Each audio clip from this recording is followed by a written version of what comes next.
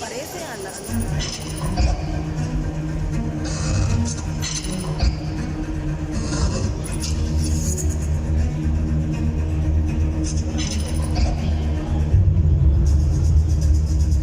¡Horribles! ¡Horribles cosas van a pasar! ¿Qué les pasará a ti? ¡A ti! ¡A ti! ¡Y a ti! Soy un pato, fanático de la autoconservación.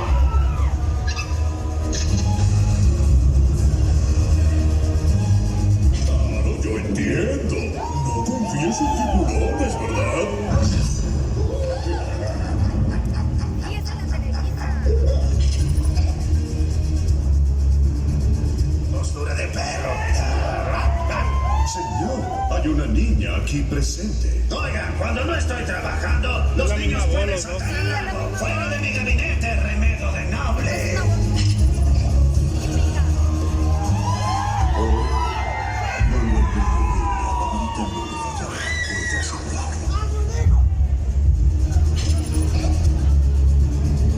Yo no peleo con niñas. No me lleves aquí. Ok.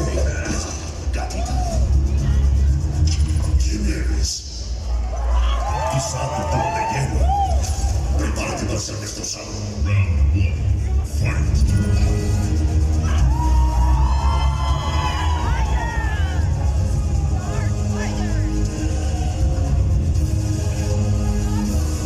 Soy tu padre.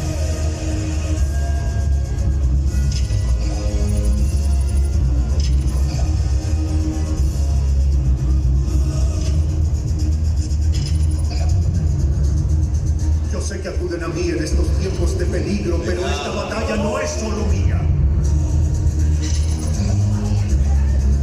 Llegó la hora de que ellos mueran. Oiga, Doc, antes de que se vaya, solo quiero decirle, yo no puedo llevarme todo el crédito. Eso es por Don. Y por todos los que has matado, perra.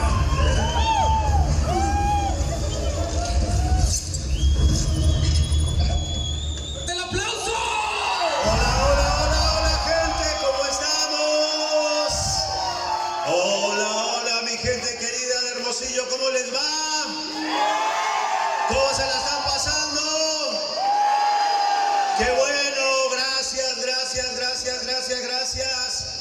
Gracias por estar aquí. Gracias a todos.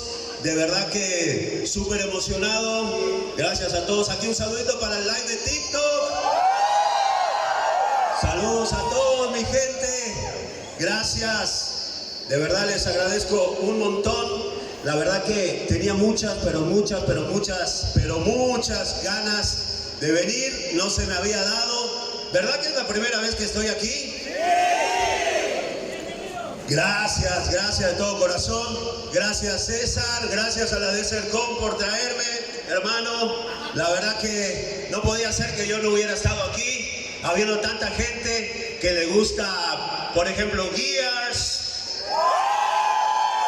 Por ejemplo, tantas cosas divertidas. Pero bueno, déjenme contarles la historia desde el principio, ¿ok? Yo siempre digo que no elegí esta profesión me eligió a mí. Mis primeros recuerdos de niños son de mi mamá diciendo que ya no gritara, porque yo gritaba, cantaba, volteaba las cubetas, las hacía de tambor. Necesitaba expresarme a través de la voz, necesitaba comunicarme a través de las voces. Pero como era un niño bastante tímido, quizá alguno de ustedes se identificará conmigo, iba al cine solo, jugaba solo, mis hermanos eran más grandes y la verdad que era yo como un poco tímido, y entonces justamente a través de estas voces era que yo me podía comunicar con los demás y rompía esa timidez. Me encantaba, por supuesto, la televisión, pero yo vengo de un lugar muy pequeñito que se llama Jujuy, allá en Argentina, y imagínense que cuando yo era niño teníamos un solo canal de tele, era en blanco y negro, empezaba a las 4 de la tarde, terminaba a las 10 de la noche. Lo que veías ahí era tu ventana hacia el mundo. Teníamos una sola estación de radio y eso era todo. Pero yo esperaba que empezara la transmisión para ver las caricaturas, para ver los dibujos animados, para ver los Tres Chiflados y tantas cosas que me fascinaban. Pero resulta que con 8 años, de casualidad, yo era muy fan de los Tres Chiflados y me tocó ver un capítulo original en un formato de cine. Y llegué a mi casa muy sorprendido porque los escuché hablando en inglés. Yo soy de la época en que todo era doblado. Para nosotros los personajes así hablaban, ¿no?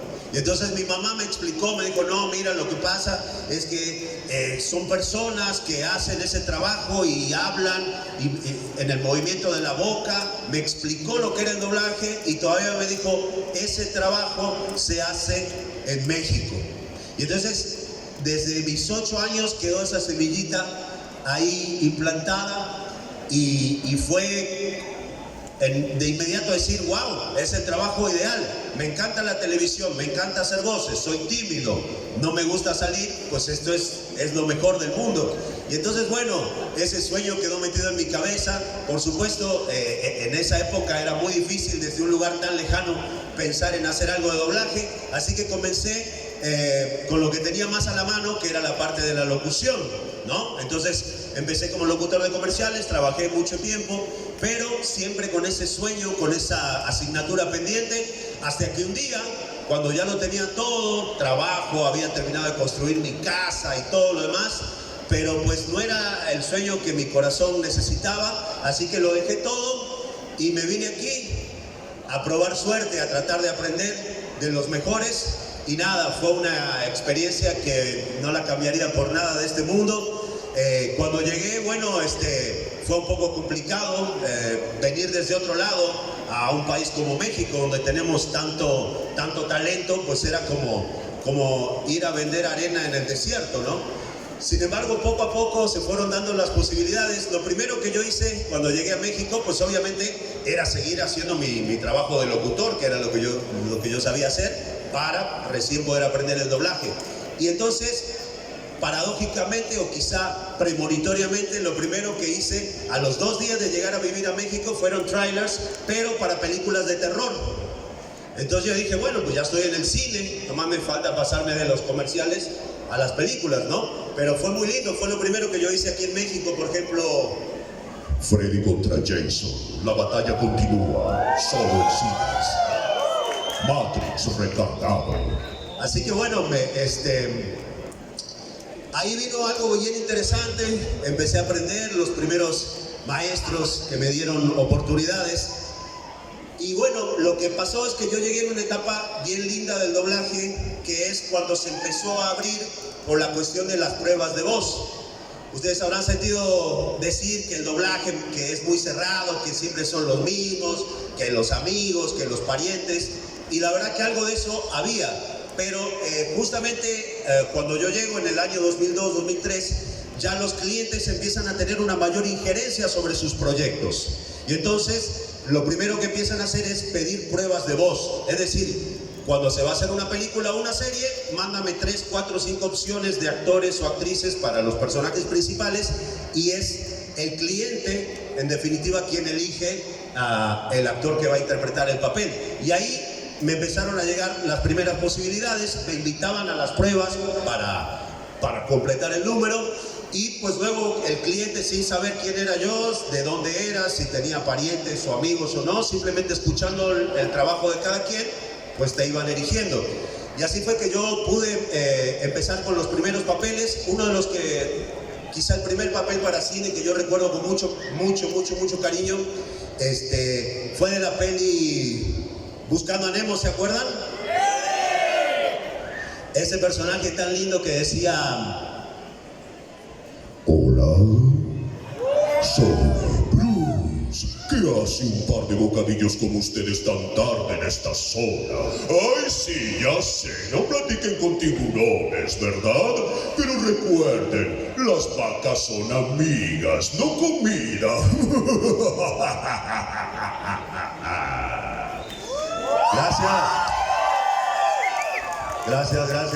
Gracias. Un papel muy bonito, y fíjense que a partir de ese personaje pues me empezaron a llegar muchas posibilidades para más o menos personajes así, malos, de voces gruesas y todo. Por ejemplo, no sé, Kingpin, ¿se acuerdan de la peli de Daredevil? Nachios, mi querido amigo. Así que ustedes son los abogados ciegos de Hell's Kitchen. Un personaje muy lindo que fue también importante en mi carrera, Shere Khan, en el libro de la Selva 2. Ahí fue donde por primera vez le hice homenaje al querido maestro don Carlos Petrel. Mole, cachorrito de humano, así que ahora me temes a mí, alguien conocido. Y bueno, gracias. La verdad que muchos personajes divertidos. Quizá mi primer personaje de villano dirigido nada menos que por el querido maestro Mario Castañeda. Me tocó hacer a Lothar en los Power Rangers Tormenta Ninja. ¿Se acuerdan de los Power Rangers? Claro. ¡Ay, son un par de idiotas! La verdad que muchos personajes, pero ¿qué es lo que pasaba?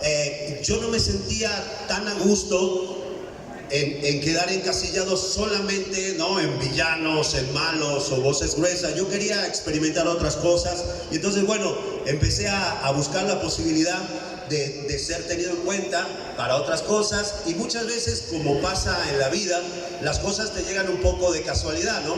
Pero lo importante es que cuando la casualidad está ahí, pues nosotros estemos avivados. Entonces el maestro don Eduardo Tejedo me llama para un casting de los Looney Tunes. Se venía la película de los Looney Tunes de nuevo en acción, y entonces pues como que querían emparejar ya las voces y dejar un casting oficial. Entonces me llama para la prueba de voz, pero para un personaje. ¿Se acuerdan ustedes ese perro que aparecía con el gallo Claudio?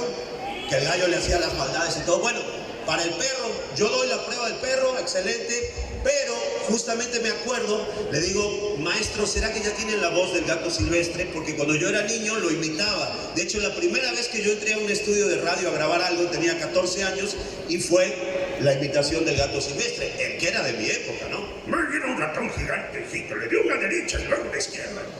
Entonces me dice, mira, no, la verdad que no sé, pero pues échate la prueba. Solo que en aquella época no se usaba que un actor de doblaje hiciera varios personajes.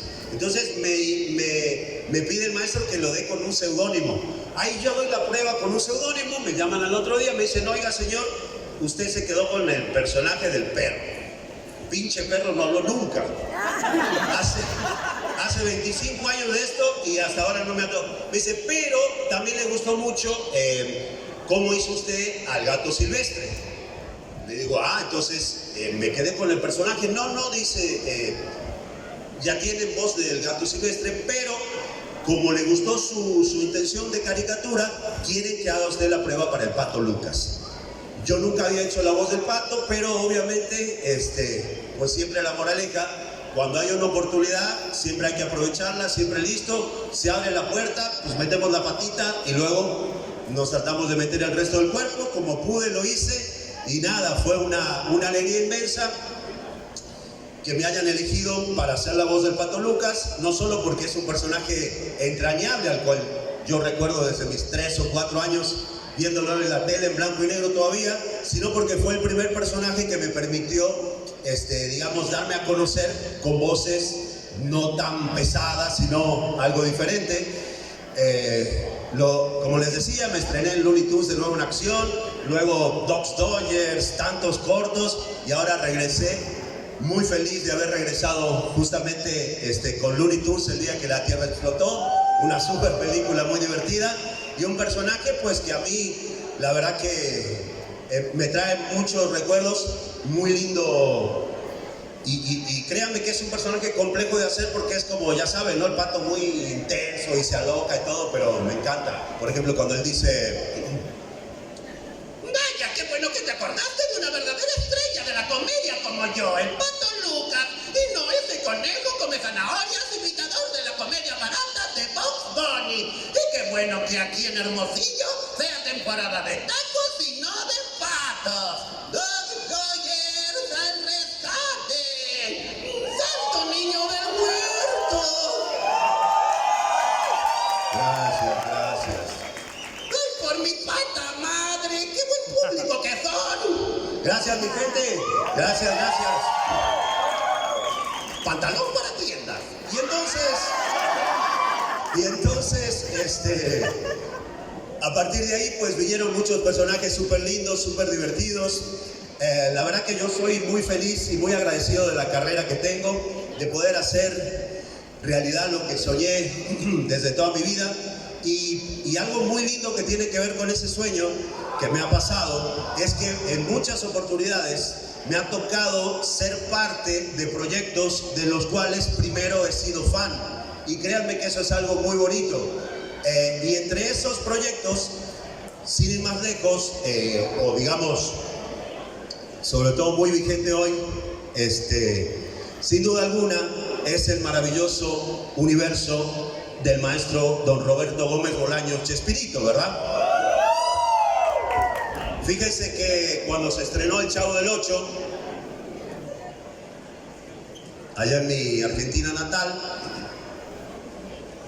pues me fasciné obviamente con la serie, pero en particular con el personaje de Kiko, ¿no? Ese niño envidioso, ese niño ladino, maravillosamente creado por don Roberto Gómez Bolaños y maravillosamente interpretado por el maestro Carlos Villagrán. Y como yo siempre ya traía esa cosa de las voces y todo, pues me fasciné y quería yo entender cómo le hacía, y entonces trataba de imitarlo y hablaba como Kiko, inflaba los cachetes y iba por la vida con 8, 9, 10 años hablando como Kiko, pero todo el día, en la escuela, en mi casa, hasta que llegó un momento que mi papá, bien preocupado, le planteó a mi madre muy seriamente la posibilidad de llevarme por ayuda psiquiátrica. Pero bueno, mi madre, que era una artista increíble, declamadora, cantaba y todo, ya sabía que algo pasaba dentro mío y no era exactamente locura. Y entonces le dijo, no, mira, lo que pasa es que él tiene esta onda de las voces y tiene este talento, y entonces es como que él está practicando. Dice, quédate tranquilo, ya se le va a pasar. Efectivamente, pasaron un par de años. Cuando vi que no iba a agarrar vieja hablando como Kiko, lo dejamos descansar un poco y pasaron muchos años. Así que imagínense ustedes cuando muchos años después me vengo yo a vivir a México. Entre mis sueños más guajiros estaba pues el de cualquiera de nosotros, encontrarte en algún pasillo con alguno de esos grandes actores, poder tomarte una foto. Pero bueno, lo que sucedió allá por 2004 más o menos, es que en los radiopasillos de los estudios de doblaje y todo lo demás, llegaban los compañeros diciendo, oigan, vengo de una audición para una serie del Chavo en caricaturas, y todos bien entusiasmados. Y yo decía, wow, qué linda oportunidad sería esa. Pero bueno, no me llamaban, hasta que un buen día me citan, para la prueba. Me dice, tenemos una prueba 2 para la serie del Chavo animado. Yo dije, wow, qué locura.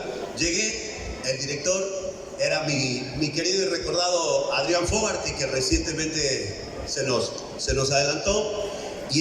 Pero claro, cuando llego me explica el proyecto y me dice, quiero que hagas prueba para el profesor Girafales, ¿no? Obviamente, pues yo siempre haciendo voces gruesas, mido como 1,90 y pico, habrá dicho, pues este cabrón le tiene que quedar.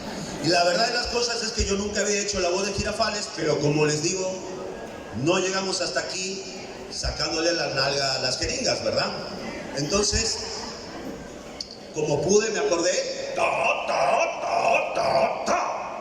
hice la prueba de Girafales, e inmediatamente le digo a Adrián, oiga señor, ¿será que ya tienen la voz de Kiko? Porque mire que yo y esto, le cuento toda esta anécdota. Y entonces Adrián me dice, no, fíjate que no tenemos todavía la voz. En aquel momento todavía vivía don Roberto Gómez Bolaños, y entonces su hijo Roberto Gómez Fernández supervisaba las pruebas de un montón de gente que daba casting, elegía como que los mejorcitos, se los pasaba a Chespirito y él era quien decidía. Y lo que pasaba, esto era un jueves, y me dice el director, fíjate que el lunes comenzamos las grabaciones, ya tenemos a todo el elenco, solo nos falta Girafales y Kiko. No le ha gustado nadie al maestro don Roberto hasta ahora. Entonces yo creo que perdido por perdido, me dejó hacer la prueba, volví a hablar como Kiko luego de muchos años sin hacerlo, y me llamó la atención. Es como andar en bici, ¿no? Uno lo aprende una vez y ahí queda. Y entonces al otro día me llaman y me dicen, señor, El día lunes tiene grabación de la serie animada del Chavo, se quedó con ambos papeles, Girafales y Kiko. Poca gente sabe que en la primera temporada del Chavo animado yo hago el profesor Girafales también. Así que nada, fue una alegría inmensa y sobre todo, bueno, la posibilidad de conocer a don Roberto Gómez Bolaños, ¿no? La gente de Televisa, para el estreno de la serie, reprodujo toda la escenografía de la vecindad en el Foro 5 de Televisa, el auténtico foro original donde se grabó la serie. Así que imagínense lo que fue para mí entrar en ese lugar, ver la vecindad en vivo. Era como si ese Sebastián de 7, 8 años hubiera atravesado la pantalla y estuviera ahí. Y cuando estábamos ahí bien absortos, tomándonos fotos en las escenografías y todo lo demás, volteamos y venía entrando don Roberto Gómez Bolaños, de sus últimas apariciones en público. Así que nada, fui a saludarlo, súper emocionado. Me presenté y me dice, con que tú eres el que hizo la voz de Kiko, ¿verdad? Le digo, sí, maestro, soy yo. Me dice, te quiero felicitar, te queda muy bonito el papel. Me dice, y además ya me contaron la anécdota con tu papá. Le digo, no me diga, maestro. Sí, me dice, qué bonita anécdota. Y fíjate que cómo son las cosas de la vida. Tú ahora puedes ir y decirle a tu papá que no estabas loco y que tú eres la voz de Kiko. Y entonces, bueno, gracias. Fue un momento muy bonito, gracias. La verdad que lloré, lo abracé, le agradecí. Y todavía no los tengo ya conmigo, pero sí tuve la oportunidad de ir y decirle a mi papá que no estaba loco, que yo era la voz de Kiko. Así que son pequeñas recompensas que te da esta carrera y sobre todo tener este papel que me acompaña desde la primera vez que vi el Chavo y hasta el día de hoy. Un personaje, ya saben, de repente se pone bien nervioso, un poco histérico, pero es el que dice... Ay, sí, ¡Ay, ya! ¡Cállate! ¡Que me desesperas! Tú nada más hablas y hablas y no sabes que toda esta gente vino a vernos a nosotros, a los personajes, y no escuchar tus tontas historias de niño abandonado o lo que sea. Así que ya, por favor, deja de ser tan chusma. Y ustedes, amiguitos del Hermosillo, sí me simpatizan.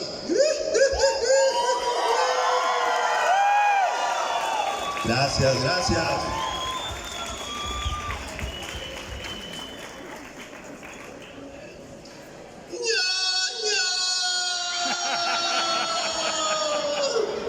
¡Ay, ayúdame, chavito! ¡Me persignaste, güey!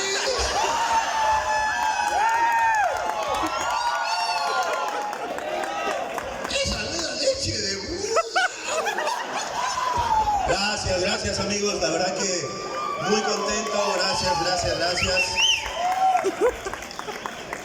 Y la verdad que súper agradecido, tantas cosas bonitas que me han pasado en esta carrera. Nuestro trabajo es maravilloso porque nos permite meternos a la casa de la gente, colarnos, a veces sin que ustedes se den cuenta.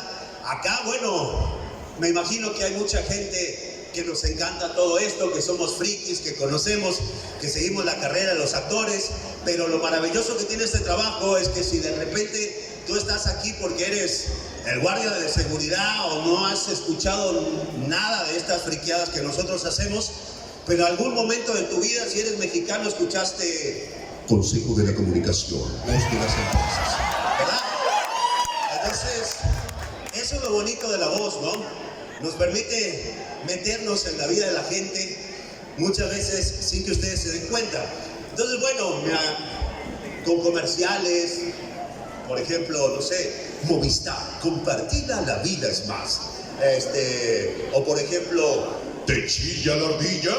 All Stars. Y entonces, la verdad que son muchas las maneras en las cuales uno se puede comunicar con la gente. Pero bueno, por ejemplo, hablando de caricaturas y hablando de proyectos de los cuales uno ha sido fan, algo similar también me pasó con el caso de Los Simpsons, ¿no? Cuando se estrenó Los Simpsons, allá en el año 89, pues para los de aquella generación fue la primera vez que vimos una caricatura que no fuera exclusivamente para niños. Entonces, nada, me encantó el doblaje, me encantó la caricatura, y tantos años después, cuando vengo a vivir a México, pues el sueño era poder conocer a Humberto, poder conocer a Nancy, a Gabriel, a cualquiera de esos maestros. Pero bueno, no se daba esa situación, pero lo que pasó fue que casualmente trabajando en el libro de la Selva 2, que les había comentado que hice el homenaje al maestro Carlos Petrel, pues a la salida del cine, que se acerca nada más y nada menos que el maestro don Humberto Vélez, me felicita por el trabajo como Shere Khan y me dice: qué lindo homenaje que le hiciste al maestro Petrel. Como tú sabes, el maestro falleció, y entonces, pues en definitiva me estaba él invitando a dar prueba de voz para el personaje del abuelo. La verdad que yo me sentí muy emocionado. Recuerdo que llegué aquel día al estudio, todavía Audiomaster existía, y solamente ver a Humberto doblando a Homero y dirigiéndose a él mismo, pues ya me dio ya fue mi sueño cumplido. Sin embargo, bueno, a él le gustó mi trabajo, y así fue como yo empecé con Los Simpsons, allá por la temporada número 12. Luego, con el cambio de voces, regresó Marina Huerta, la voz original de Bart Simpson, una gran directora, y ella cometió la locura de darme a 6 personajes fijos más. Y entonces, bueno, tengo el honor de ser de los actores que más personajes fijos hace dentro de una serie. Son 7 personajes, más muchos invitados. Y me da mucho gusto que sea en Los Simpsons. Si quieren lo repasamos rápidamente. Empezamos por el más antiguo, el abuelo. ¡Ay, Homero! Necesito mis medicinas para vivir. Eres torpe como una piedra y feo como una blasfemia. Pero qué bueno que vinieron a la de Salcón. Si no, cosas horribles van a pasar. ¡Epa! ¡Epa! Gracias. Soy Serpiente, el ladrón de Springfield. Deme todo lo que tiene. No le temo a ese maldito del jefe Montgomery, inspector de carteras. Luego, ¿se acuerdan del papá de Milhouse? Milhouse, ya dile a tu mamá que me deje regresar a la casa. El banco de la plaza está muy frío para dormir todas las noches. Mejor me regreso a cantar con los borbotones. Gracias. Luego, gracias. El profesor Frink, ¿se acuerdan? He construido un rayo catalizador que podrá convertir los protones en iones y podrá sacarlos de este domo, pero lo he dejado del otro lado del domo. Luego, Willy, me encanta. Malditos niños, ya me ensuciaron toda la escuela. Mejor me regreso a Escocia. El gordo Tony, ¿se acuerdan?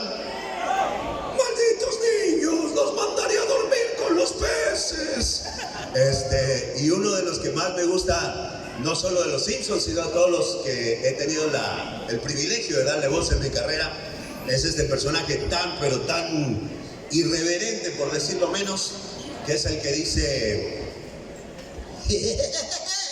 Hola, amiguitos de Sonora, soy yo, su amigo el payaso Krusty, mandándoles un saludito muy grande desde la de Sercón y diciéndoles que ya dejen de comer tantos tacos grasientos y vengan a comer unas ricas Krusty hamburguesas, las taparterias, 120% de grasas absolutamente transgénicas. Sin subsap, así lo hace un profesional, niña.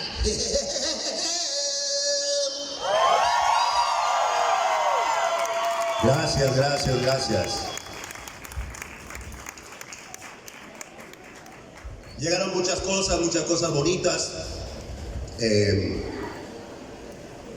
La voz humana tiene una característica, y es que evoca rápidamente recuerdos y momentos lindos dentro de nuestra memoria, ¿no? Es como un perfume. Uno siente un perfume de la infancia e inmediatamente te lleva a ese momento. Y entonces la voz humana tiene ese poder de fijar un recuerdo y sobre todo de traernos una emoción. Entonces, por ejemplo, para alguien que, no sé, que le gusta Harry Potter, por ejemplo,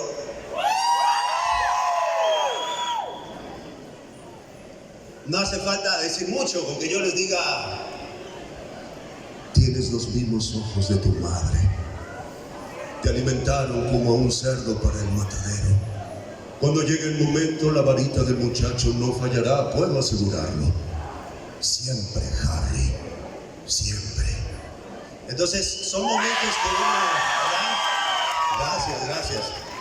Son momentos que se crean mágicos, pero no es que uno tenga la magia en la voz.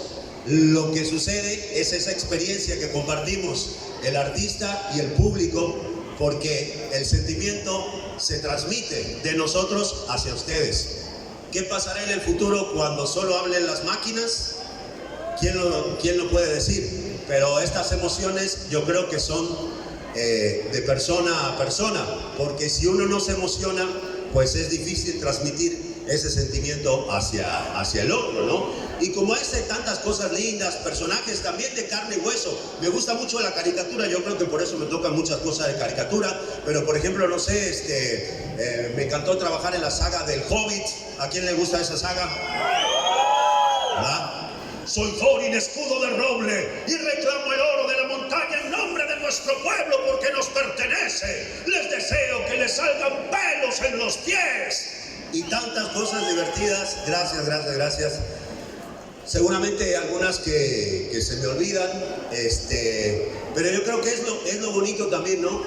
La memoria, los recuerdos.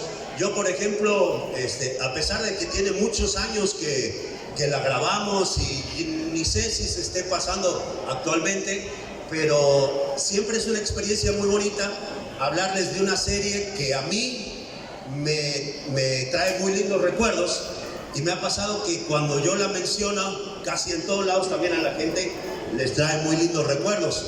A mí me trae lindos recuerdos porque ya desde el comienzo lo primero que se escuchaba era mi voz, ¿no? Que decía: Mansión Foster para amigos imaginarios.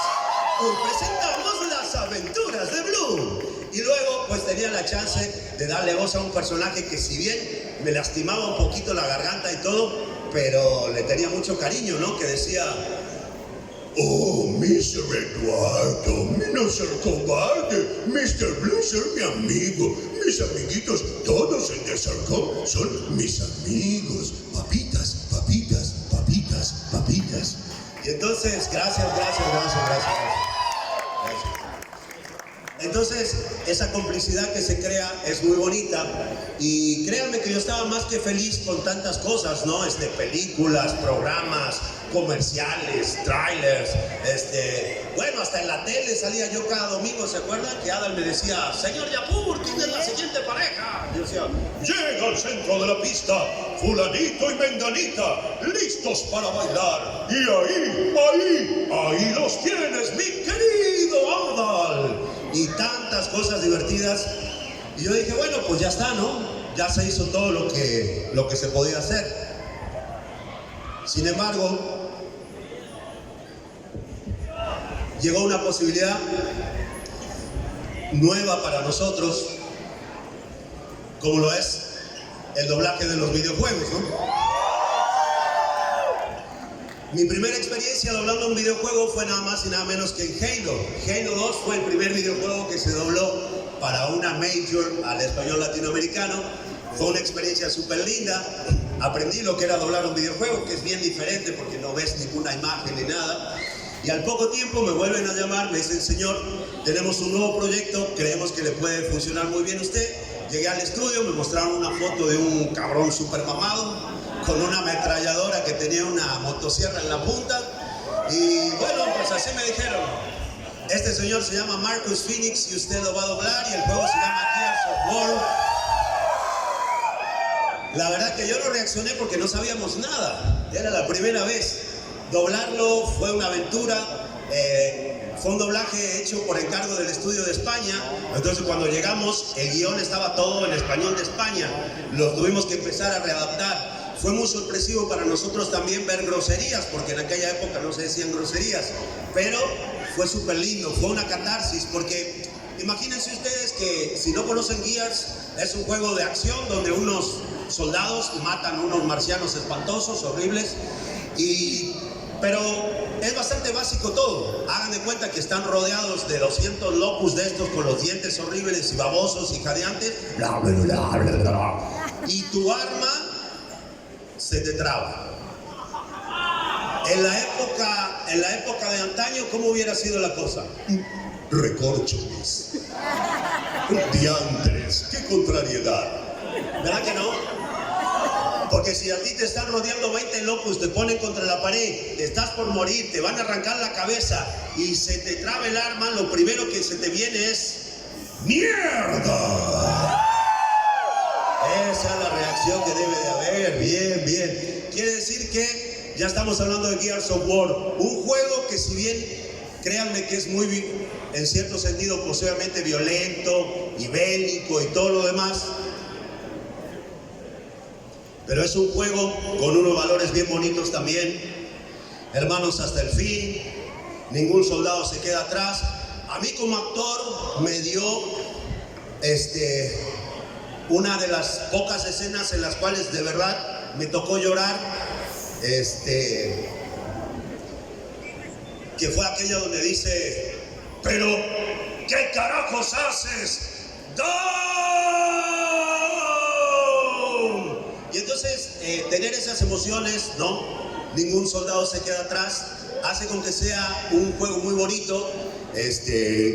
A mí me trae recuerdos muy padres. Marcus es un personaje increíble, es un poco irónico también, bastante maldito, ¿no? Por ejemplo, te arranca la cabeza con la ametralladora esa, luego te mira y dice: Mira, mamá, sin cara. y claro, si tú se la acabas de arrancar, pobre cabrón. Pero bueno, Ahí va uno, ahí van dos, ahí van tres. así que nada, muy feliz. Marcus me llevó a recorrer el continente completo. Tengo la dicha de haber sido el primer actor de doblaje latino en haber sido invitado a la San Diego Comic Con, y de ahí hasta el sur de Chile y todo el continente, gracias al querido Gears of War. Pero no solo eso, también me abrió la puerta para otros proyectos de videojuegos, como por ejemplo en Mortal Kombat. Ahí tengo la posibilidad de hacer un personaje muy lindo que dice: Cassandra Cage, ¿te atreves a desafiar al líder del clan Lin Kuei? Entonces deberé darte mi frío abrazo, porque ya saben, a Sub-Zero nadie le gana. ¡Maldito perro Hiraishu!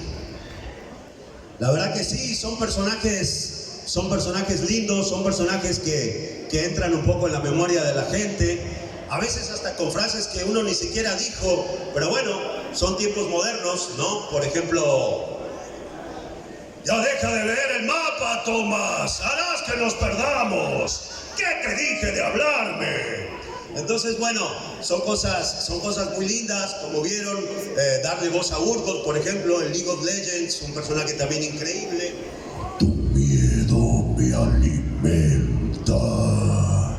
Y tantos personajes. La verdad que una carrera llena de cosas muy bonitas. Hablando de Sub-Zero, un amigo aquí de Josh Tower, creo, prefirió permanecer en el anonimato, me regaló un Sub-Zero y yo se los quiero regalar a ustedes, ¿va? Bueno, vamos a hacer aquí los tres primeros que pasen y me digan una frase de Sub-Zero, pero echándole muchas ganas. Los primeros tres, ¡córrale! Recíbemelos ahí, Alfonso. Los primeros tres, pero a echarle, ahora sí que con huevos, ¿eh? Venga, ya tenemos a los tres primeros. Para que sea democrática la cosa, ellos van a hacer la frase y ustedes con el aplausómetro. ¿Cómo era, mi hermano? Jogger Tower. Jogger Tower. Un aplauso acá para mi amigo de Jogger. Ahí para que luego lo sigan. Él se la rifó aquí con... Venga, mi hermano. ¡Vamos, papito! ¿Cómo te llamas? Venga. Saludo de nuevo. Perfecto. Arrancamos. Tú eliges una frase, le tienes que poner la injundia. Acá no se trata solamente de tratar de que la voz sea igual a la mía, sino que rescaten el espíritu del personaje. Vas. No peleas con honor, el frío nubla tu juicio. Ojo, ya, participante número 1, participante número 2. Venga, Román es nuestro participante número 2, a ver. Puede que compartamos sangre, pero eso no nos hace romanos. Buena frase, participante número 3. Obviamente, Juan, nuestro participante número 3. Pero si hay rayo. Toma dos. Pero si hay rayo. Bien, ahí va. Gracias, mi hermano. Entonces vamos por el aplauso de ustedes. Para el participante número 1. Para el participante número 2. Participante número 3. Venga, tenemos un ganador, participante número 3. Amigos, gracias, pásalo por la mesa. Yo le voy a regalar un autógrafo, una cosa. ¿Va? Mi hermano, deténme esto. ¿Cómo te llamas? Ángel. Va con su autógrafo para Ángel, ¿ok?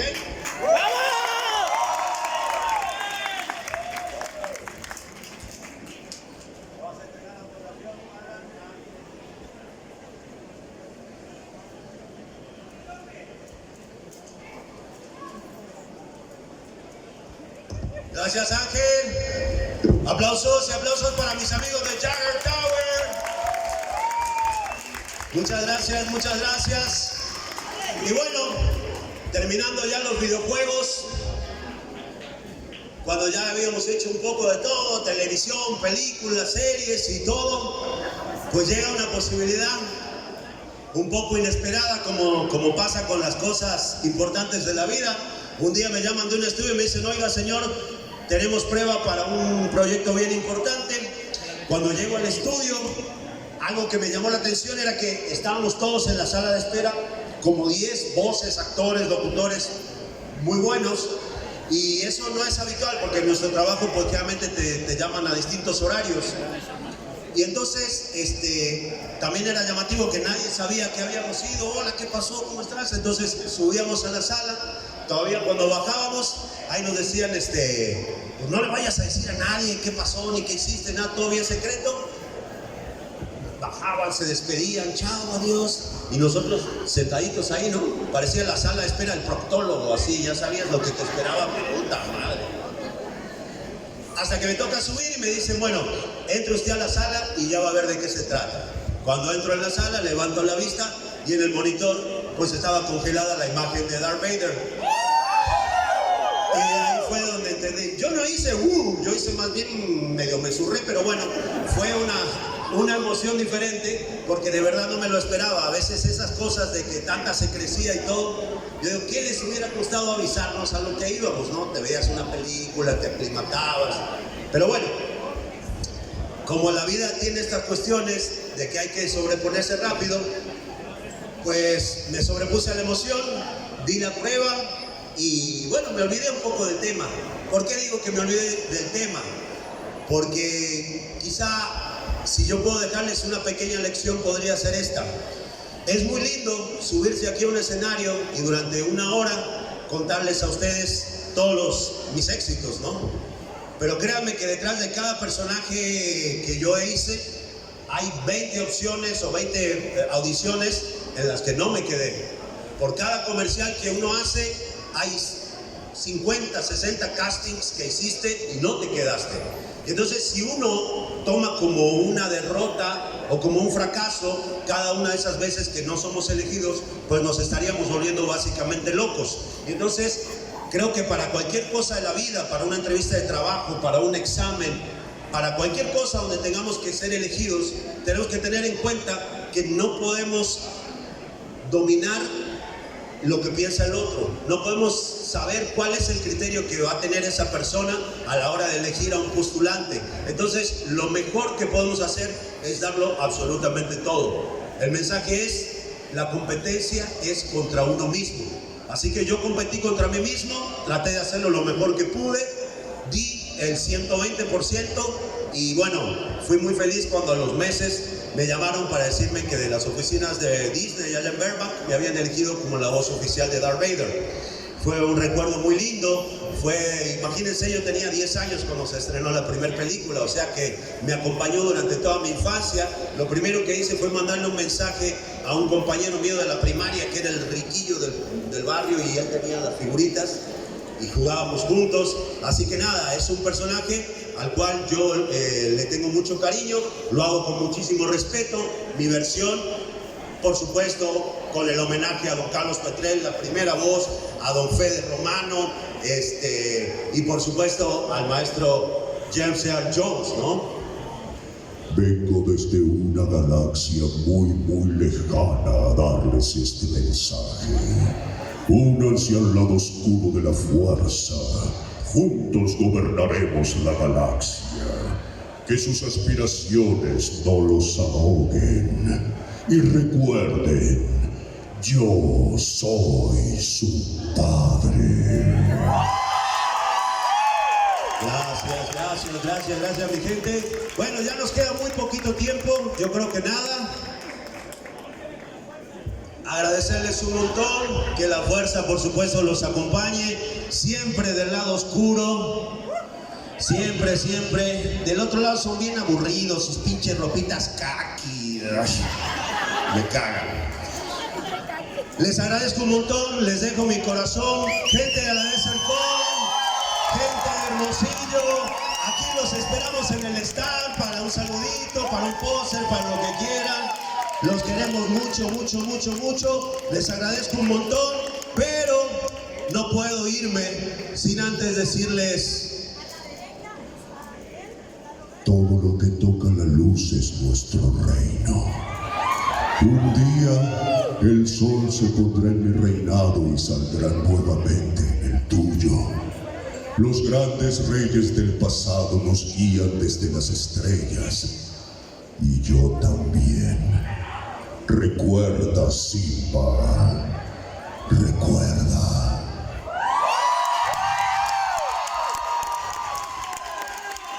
Gracias mi gente. Gracias. Se les quiere. Nos vemos por ahí. Cuídense un montón. Delta, fuera.